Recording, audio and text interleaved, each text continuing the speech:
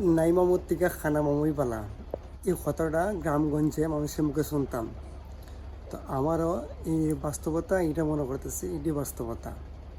এই বিআরটিআই বর্তমান যে সিদ্ধান্তটা নিয়েছে, ওই নাই মামুর থেকে খানা মামুই পালা, এই কথার উপর সন্তুষ্ট থাকতে পারি। ওই জায়গার থেকে ওই পয়েন্টের থেকে আমি তার ধন্যবাদ দিতে পারি। আমাদের সাথে প্রতিনিয়ত বাস অ্যাক্সিডেন্ট হয়, এই বাস অ্যাক্সিডেন্টের চিরতর শেষ করতে হলে বা কমে আনতে হলে এই সিদ্ধান্তটা এনাফ না।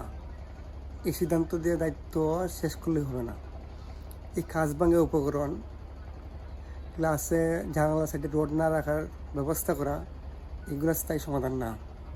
স্থায়ী সমাধান যে পদক্ষেপ নিলে পরে হইব, ওইটা আপনারা চিন্তা করেন। বাংলাদেশের এমন গাড়ি যেতেছে, বাস দেখে আমরা, যে বাসের সিট নাই, মোটর চলে না, কুয়াশা মাঝে হইতে একেবারেই পুরান। মানে আমার দৃষ্টিকোণ থেকে এমন এমন বাস আমরা ঢাকার রাস্তা দেখি, যেটা ওই 90 দশকের বাস। বর্তমান আধুনিক জগতে আপডেট কোনো ভার্সন বাস দেখি না। তারপরে ড্রাইভারের যে স্কিল, এগুলো তো আর বলার দরকারই পড়ে না। সমষ্টিগতভাবে যে কাজটা করলে পরে আপনার দীর্ঘ সময় টেকসই থাকবো, জনস্বার্থে কল্যাণ নিব, এই কাজগুলো করা আপনাদের উচিত।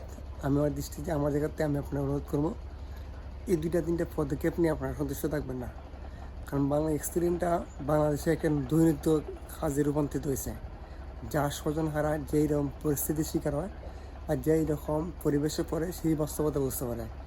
কাজে আমি আমাদের কাছে অনুরোধ করবো, আপনারা এমন কোনো সিদ্ধান্ত নেবেন যুগান্তকারী, যে সিদ্ধান্তের কারণে মানুষ এরকম পরিস্থিতি বাঁচতে পারে বা এগুলার পরিস্থিতি মোকাবেলা করতে পারে। যদিও আমরা দেশে একটা ছোটোমোটো একটা কান্ট্রি, রাস্তাঘাট এরকম বড় না থাকার কারণে বা রাস্তার জায়গা সংকীর্ণতার কারণে এরকম ঘটনা ঘটে, আর শত কারণ আছে। আপনার জায়গাতে সর্বোচ্চ চেষ্টা করুন যে কাজটা, যে সমস্যাটা আপনারা দূর করতে পারবেন। আশা করি আপনারা সর্বোচ্চ সম্মান দেওয়া, সর্বোচ্চ গুরুত্ব দেওয়া এই কাজটা করবেন। শুধু দায় সেরা দেওয়া, এই 2-1টা কাজ করে মানুষের সান্ত্বনা দিবেন, আর জন্য মানুষের হতারা রক্ষার মতন একটা আইন করবেন, এটা দ্বারা আপনি স্থায়ী কোনো সমাধান পাবেন না, আর পাবেন আশা করবেন না।